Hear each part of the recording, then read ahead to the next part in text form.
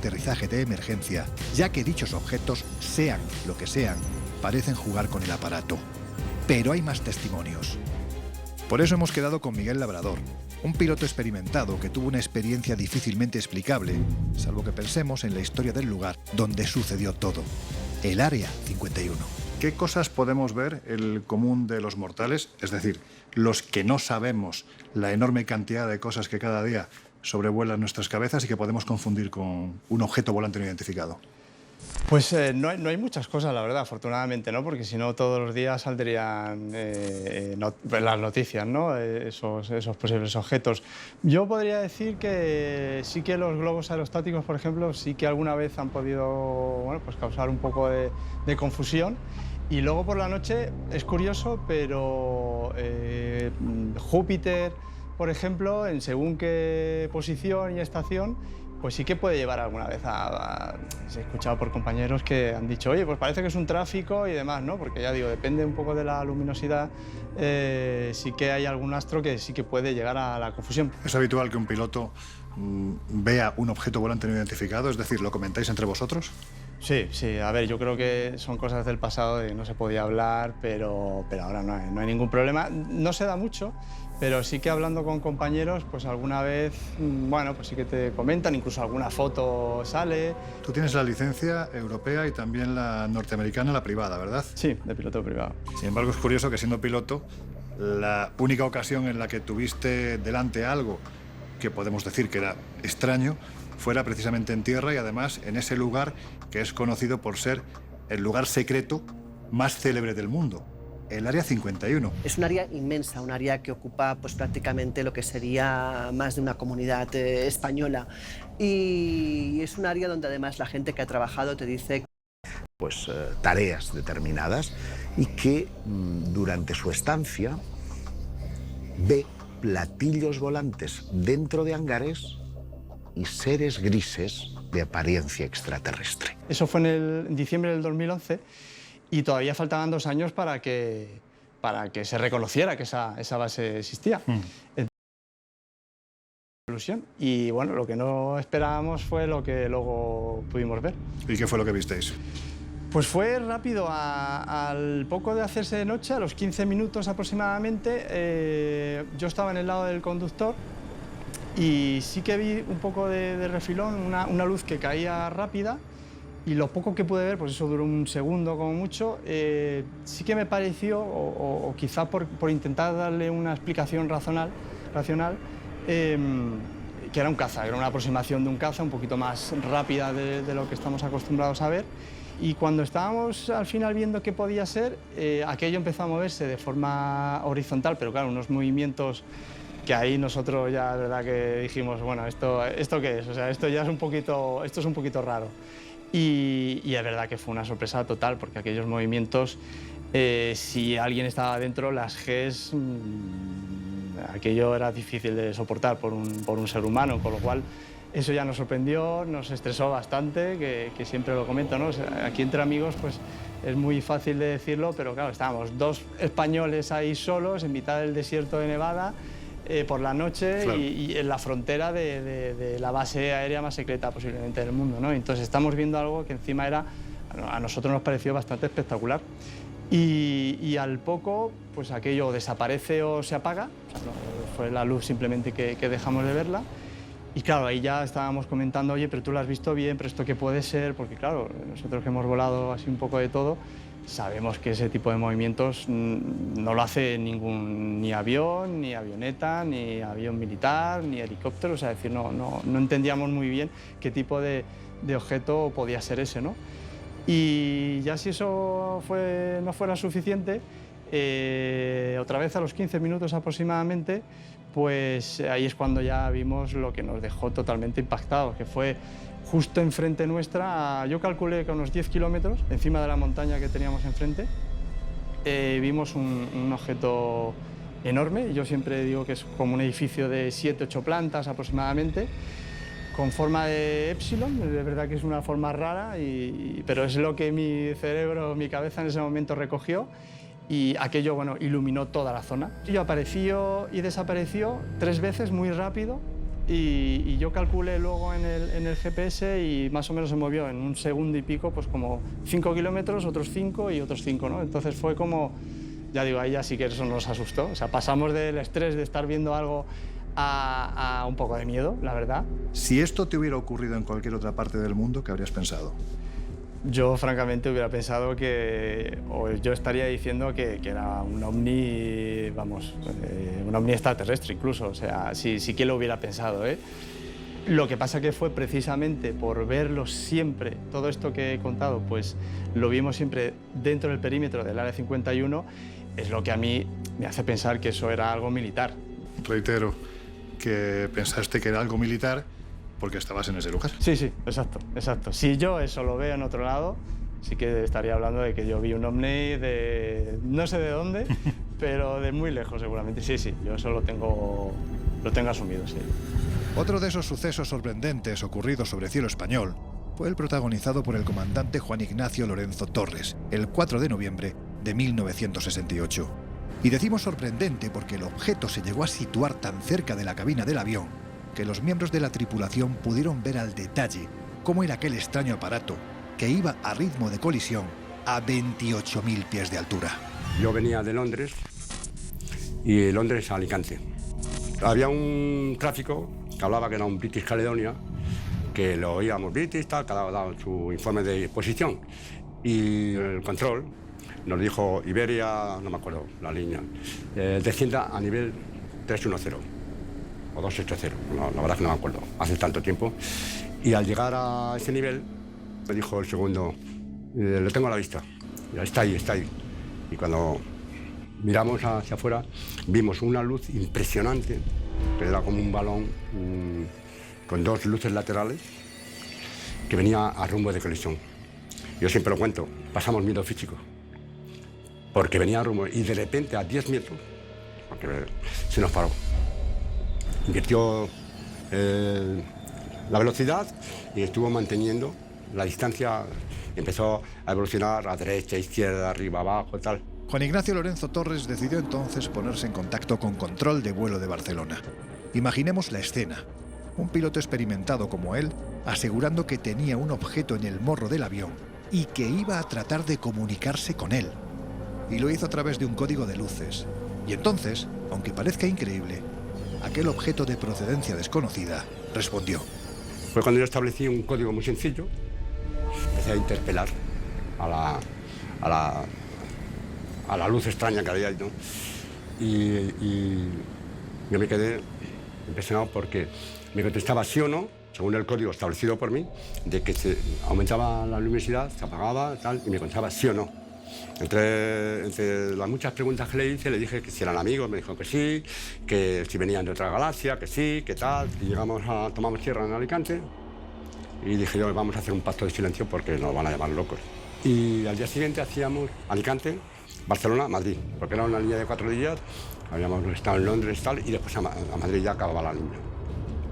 Y al llegar a Barcelona, viene el coche amarillo, ese, el rojo, está el Follow Me. Comandante Lorenzo Torres, sí. Que el jefe de alerta y control de Barcelona quiere hablar con usted. Cuando el control te llama, es porque es como cuando la Guardia Civil te para. Algo has hecho. El avistamiento duró aproximadamente 2 minutos, tiempo suficiente para comprobar que no se trataba de algo conocido. Después, la investigación del caso cayó, como no podía ser de otro modo, en manos militares. Y el informe final, que fue desclasificado en 1992, dentro de la nómina de informes OVNI que poseía el Mando Operativo Aéreo, el Servicio de Inteligencia del Ejército del Aire, estaba mutilado, manipulado, y las conclusiones a las que llegaba indignaron tanto a los testigos que decidieron romper el pacto de silencio. Cuando fui allí, me encontré al teniente coronel, que yo lo conocía, de San Javier, con un papel en la mano, a Leo, pero muy nervioso, muy nervioso. Y así con la mano muy temblona y papel. Dijo, ¿lo habéis visto? ¿Lo habéis fotografiado? ¿Cómo era? ¿Quién más lo vio? Y entonces cometió un poco una imprudencia para mí. A mí me vino muy bien. Le dije, oye, mi teniente coronel, ¿me podías dar Era una cinta multicopista. Y me la dio. Y cuando llegué a casa, pues yo lo guardé en una cómoda de mi casa. Tiré, bueno, ya le dimos importancia, digo, no, hay que decir... No. Pero ¿qué ocurrió? Que a los 2 meses Nos llamaron del Ministerio del Aire y dijeron que lo que habíamos visto, tanto la tripulación de Ordovás y yo, era Venus. Bueno, de Parres. Desde entonces hasta ahora son cientos, quién sabe si miles, los pilotos, tanto civiles como militares, que se han topado en pleno vuelo con algo que ha roto literalmente sus esquemas, que en cierto modo les ha hecho revisar su conocimiento aeronáutico. Desde que el gobierno de los Estados Unidos, como decíamos al comienzo, confirmara en su extenso informe que hay más de un centenar de avistamientos para los que no encuentra explicación, son muchos los pilotos, incluso militares, que han confirmado que en algún momento de la última década se han enfrentado a avistamientos de extraños aparatos que en ocasiones han jugado con la altísima tecnología aeronáutica, lo que evidencia que la de ellos es aún mayor. Por ejemplo, en noviembre de 2014, pilotos de helicóptero de la Armada chilena confirmaron el avistamiento de un ovni entre los puertos de San Antonio y Quintero, en la región de Valparaíso, gracias a una cámara infrarroja de alta definición. Según un comunicado de la institución, el avistamiento fue captado por los tripulantes de un Airbus Cougar AS-532, cerca de las 16:48 GMT. El misterioso objeto, como en tantas ocasiones, no fue detectado por el radar. El último caso de este tipo se dio a conocer en el mes de mayo de 2021. Las cámaras del Centro de Información de Combate del buque litoral USS Omaha, que está fondeado en California, captaron la evolución de un extraño objeto que parecía seguir una trayectoria descendente. Lo cierto es que este caso se produjo el 15 de julio de 2019. Lo que pasa es que no fue dado a conocer, no fue filtrado a la prensa hasta ese mayo de 2021 por Jeremy Korfeld, un documentalista que es el que está destapando todo este tipo de informaciones. Si os parece, vamos a ver la secuencia.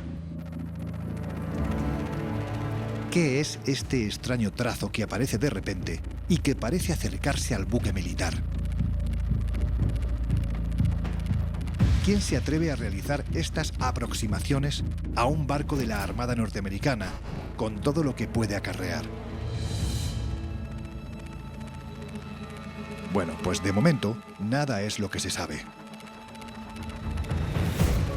En pleno siglo XXI da la sensación de que la tecnología supera cualquier cosa que podamos imaginar. Y aún así, los pilotos no siempre pueden explicar qué les sucedió ese día, en pleno vuelo, que les marcó la vida para siempre. Juan Reyes, comandante con más de 30.000 horas a sus espaldas, es un buen ejemplo de ello.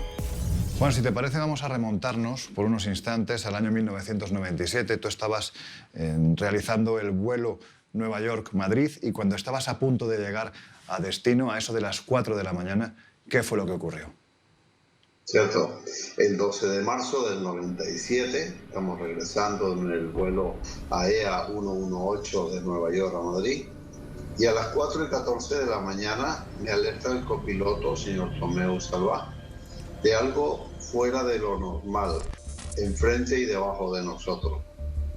Nuestra altura era de 39.000 pies, 11.800 metros, y en una posición geográfica a 50 millas, 92 kilómetros al oeste de Vigo, sobre el mar. Según has comentado en alguna ocasión, aquella noche, digamos que no había nada que pudiera distraer vuestra atención, era una noche clara. ¿Qué fue lo que visteis exactamente? El objeto que nosotros vemos, delante, es un objeto redondo, grande, muy grande. Fue impresionante porque, nos asustó el tamaño que tenía. Y de color, con dos focos en el centro, muy iluminado con esos dos focos, una luz muy fuerte, hasta el punto que te diría que la luz casi que nos alumbraba a la altura del avión, cuando ya lo sobrevolamos, ¿no? Alrededor se veía el perímetro perfectamente delimitado a través de una como ligera capa de nubes o humo. No se podía apreciar bien, ¿entiendes? Pero sí era debajo. Calculamos que sobre el agua. Claro, yo me imagino que en esos instantes os quedasteis pensando, pero bueno, ¿esto qué demonios es, no? Cuando yo veo eso, pues llamo al Control Madrid y le pregunto si hay algún NOTAM. Un NOTAM es una publicación que se hace en aviación para cuando va a suceder algún entrenamiento, alguna maniobra, alguna delta que está activa que no se puede sobrevolar. Una delta es un área donde no podemos entrar cuando están los militares haciendo ejercicios de tiro o lo que sea, ¿no? Y me dice que no hay ninguna maniobra ahí que se sepa, que no hay nada, no tenemos ninguna información. ¿Y qué es lo que usted ve?, me dice. Entonces yo le digo que veo un círculo que está enfrente y debajo, aproximadamente de unos 40 por 40 kilómetros. 40 por 40. Pero ese tamaño es brutal. 40 por 40, sí. O sea, porque yo le digo que es como la isla de Gran Canaria a vista de 39.000 pies. Eso es lo que yo dije que en su día, que está grabado y está en ese informe, en ese famoso informe que a fecha de hoy todavía sigue clasificado, aún no se ha desclasificado. Hay que decir, Juan, además, que si por si acaso había alguna duda, la confirmación de que había algo extraño que estabais viendo la dio precisamente un Iberia que volaba unas millas detrás de vosotros, ¿no? Sí, efectivamente.